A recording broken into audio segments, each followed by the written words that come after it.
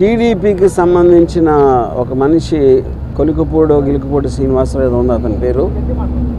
అతను నన్ను చంపడానికి ఒక కాంట్రాక్ట్ ఇచ్చాడు లైవ్లో. నన్ను చంపిన హెడ్ కట్ చేసి తీసుకొస్తే ₹1 కోటి ఇస్తానని కాంట్రాక్ట్ ఇచ్చాడు. అది ఆ TV5 సాంబశివరావు నివారిస్తున్నట్టు నటిస్తానే 3 సార్లు తనతో రిపీట్ చేయించాడు.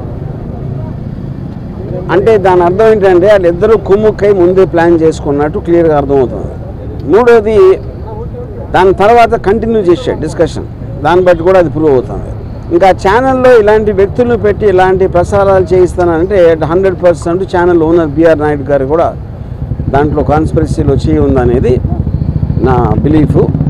దాని సందర్భంగా అది ఆ కంప్లైంట్ ఇవ్వడానికి నేను వచ్చాను ఇక్కడ డీజీపీ గారి దగ్గరికి. నేను దాసరి కిరణ్ కుమార్ మీ అతను కంప్లైంట్ హ్యాండ్ ఓవర్ చేసాం. దానికి అప్రాప్రియేట్ యాక్షన్ వాళ్ళు దాంట్లో ఉన్న అన్ని పరిశీలించి వాళ్ళు తీసుకుంటారు. సో ఇది ఇక్కడ జరిగింది. బెదిరింపులు పట్టించుకుంది. ఇప్పుడు మీరు ఇప్పుడు ఆల్రెడీ తను సోషల్ మీడియాలో నేను చేస్తాను అంటే నేను చెయ్యి అన్నట్టు చెప్తున్నాడు. మీకు మర్డర్ చేయటం కన్నా వేరే వాళ్ళని ఇన్స్పైర్ చేస్తున్నారు మీరు. ఎందుకంటే ఇప్పుడు మీకు కిరాయి హంతకుల వీళ్ళ డబ్బులు ఇస్తే ఎవరు చేస్తారు? కిరాయి హంతకులు చేస్తారు. వాడిని చంపితే ఇంత డబ్బులు ఇస్తాను అని ఎంతమంది ఎక్కడెక్కడ ఎలా ఇన్స్పైర్ అవుతారో అని మనకు ఎట్లా తెలుస్తుంది? సో అలాంటిది మీరు టీవీలో చెప్పించడం కానీ చెప్పడానికి అవకాశం ఇవ్వటం అనేది మేజర్ క్రైమ్ అనేది మా ఉద్దేశం. అది కంప్లైంట్ దాని గురించి. అంటే ఇప్పుడు కూడా చాలా కాంట్రవర్సీలు వచ్చాయి. ఇప్పుడు కూడా కంప్లైంట్ రామ్ గోపాల్ వర్మ గారు ఇప్పుడు తొలిసారిగా కంప్లైంట్ అది ఎప్పుడు నన్ను చంపడానికి ఎవరు ఇవ్వలేదండి కాంట్రాక్టు. అది తొలిసారి ఇచ్చారు కాబట్టి నేను కూడా తొలిసారి కంప్లైంట్ ఇస్తున్నాను. ఇప్పుడు సినిమా రిలీజ్ అనేది అది ఇంకా కోర్టులో ఉంది. ఆ కోర్టులోది రేపు ఎల్లుండ తెలుస్తుంది. దాన్ని బట్టి ఉంటుంది. సబ్జుడీస్ కాబట్టి అది నేను చెప్పలేను.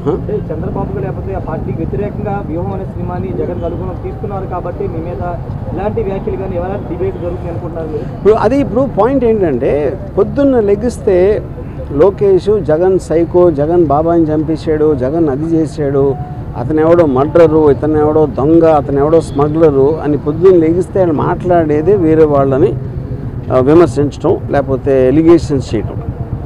అలాంటిది వ్యూహం సినిమాలో ఏదో చూపించేస్తున్నానని వాళ్ళు ఊహించుకుని వాళ్ళు చేసేదే నేను చేస్తున్నానని చెప్పడానికి వాళ్ళకి అసలు ఏ విధంగా రైట్ ఉంది అనేది బిగ్గర్ క్వశ్చన్. అది వ్యూహం అనే సినిమా ఒక పొలిటికల్ కామెంట్, అది పొలిటికల్ ఒపీనియన్ నాది. దేశంలో ప్రతి ఒక్కరు కొన్నట్టే మీరు తెల్లారు లేస్తే మీరు డిబేట్లో మాట్లాడచ్చు, న్యూస్ పేపర్లో రాయొచ్చు, లేకపోతే బుక్ రాయొచ్చు, న్యూస్ పేపర్లో కాలం చేయొచ్చు, ఒకళ్ళిద్దరితో మాట్లాడుకోవచ్చు, ట్వీట్ పెట్టచ్చు, అలాగే సినిమా తీయచ్చు. అన్నీ కూడా మాధ్యమాలు. కంటెంట్ అనేది ఎక్స్ప్రెస్ చేయడానికి నాకే కాదు ఎవరికైనా రైట్ ఉంటుంది. అదే నేను చేస్తున్నాను.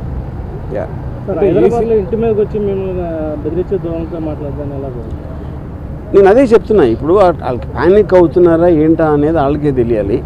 ఎక్కడ వ్యూహంలో వస్తే ఏం చూపించేస్తే మా గురించి ఇప్పుడు చాలా చిన్న సింపుల్ కామన్ సెన్స్ క్వశ్చన్ అడుగుతాను. మీరేమీ తప్పు చేయనప్పుడు మీకు అసలు భయపడాల్సిన అవసరం ఏంటి? నేను ఏదన్నా ఉన్నది లేనట్టు చూపించేస్తే వాళ్ళందరూ ఎదవలా నమ్మటానికి ప్రజలు ఎవరన్నా ఏమన్నా అంటే నమ్మేస్తారా? ఎవరన్నా ఏం చూపిస్తే అది నమ్మేస్తారా? ఫైనల్గా మీకు చూపించిన దాంట్లో ఉందా లేదా ఏముంది అనేది వాళ్ళకి తెలియదు. ఎందుకంటే ఎవరు సినిమా చూడాల. కానీ గుమ్మడికాయ దొంగ అంటే భుజాలు తడుముకున్నట్టు వాళ్ళే ఊహించుకొని భయపడిపోయి ఏం చేయాలో తెలియక ఇలాంటి వాటన్నిటికీ రిసార్ట్ చేస్తున్నారు. ఫర్ ఎగ్జాంపుల్ ఈ శ్రీనివాసరావు అనే అతను నిన్న రాత్రి అన్నాడు. ఇప్పుడు ఆల్రెడీ 24 hours అయిపోయింది. ఎవ్వరూ కూడా అతన్ని కండెమ్ చేసిన పోలేదు. ఎందుకంటే వాళ్ళ పేర్లు చెప్పెడతాను.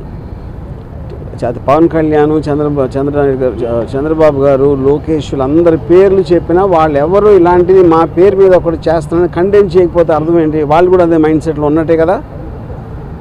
అంటే ప్రధానంగా ఈ సినిమాలో మీరు క్యారెక్టర్ అసాసినేట్ చేశారని ఆరోపణలు. నేను అదే లోకేష్ ఫ్యామిలీ కానీ లేకపోతే చంద్రబాబు ఫ్యామిలీ కానీ మొత్తాన్ని కాదండి. నేను అదే అంటున్నా. ఈ సినిమాలో క్యారెక్టర్ అసాసినేట్ చేస్తాను అభియోగం మీరు చేస్తే వాళ్ళు చేస్తే పొద్దున్న లెగిస్తే చేసేది ఏంటి?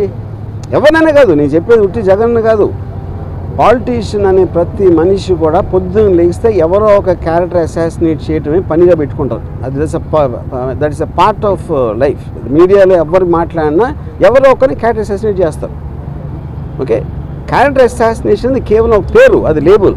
యాక్చువల్ పాయింట్ ఏంటి? అది ఒపీనియన్ చెప్తున్నారు. ఒకళ్ళ మీద ఒకన్న ఒపీనియన్ వాళ్ళు చెప్తున్నారు. అది ప్రజాస్వామ్యంలో that is a fundamental right granted under article 19. To tell an opinion. సినిమాలో నేను చేసింది అదే. ఆబ్వియస్లీ వాళ్ళ ప్రాసెస్ వాళ్ళ ప్రొసీజర్ ఉంటుంది, దాన్ని బట్టి వాళ్ళు దే విల్ టేక్ యాక్షన్. అంటే ఎవరెవరు ఇచ్చారు? నేను ఇచ్చింది మన Srinivasarao, Sambasivarao anchor, TV5 channel owner B R Naidu, ఈ ముగ్గురు మీద ఇచ్చింది. మరి ఈ సినిమాలు చాలా మంది కాంట్రవర్సీ ఉంటాయి, ఎప్పుడు లేని విధంగా ఈ సినిమాకి ఎక్కువ కాంట్రవర్సీ అవుతానికి కారణం ఏంటి? అది మీరు టీడీపీ వాళ్ళని అడగాలి. నేను అదే చెప్తాను. కాంట్రవర్సీ అనేది నేను సినిమా తీస్తాను, కాంట్రవర్సీ అనేది దాని మీద అటాక్ చేయడానికి వచ్చిన వాళ్ళు క్రియేట్ చేస్తారు. సో కాంట్రవర్సీ అనేది వాళ్ళు చేస్తారు కాబట్టి మీరు వాళ్ళని అడగాలి. అంటే సార్ ఏదంటే మీరు మొన్నటి వరకు క్యారెక్టర్స్ని అసాసినేట్ చేస్తే పర్లేదు, ఇప్పుడు ఫ్యామిలీస్ని కూడా మీరు అసాసినేట్ చేశారు. ఏ ఫ్యామిలీస్ని ఎలా తెలుసు మీకు? అది మీరు కలగన్నారా, లేకపోతే నా ఐటీలోకి వచ్చి చూస్తారా అలాంటి సీన్లు ఉన్నాయని? అంటే మీ ట్రైలర్లో కానీ వాటితో కానీ మొత్తం నేను అదే చెప్తున్నా, మీరు చెప్పండి ఏ ఫ్యామిలీలో ఎవరిని అసాసినేట్ చేశారు చెప్పండి, ఒక ఎగ్జాంపుల్ చెప్పండి. అంటే వాళ్ళు చెప్తున్న నేను అదే అంటున్నాండి, వాళ్ళు చూసింది మీరు చూసింది ఒకటే కదా ట్రైలర్లో. నేను కొన్ని సపరేట్గా వాళ్ళకి పంపించలేదు కదా సినిమాని చూడటానికి. ఓకే.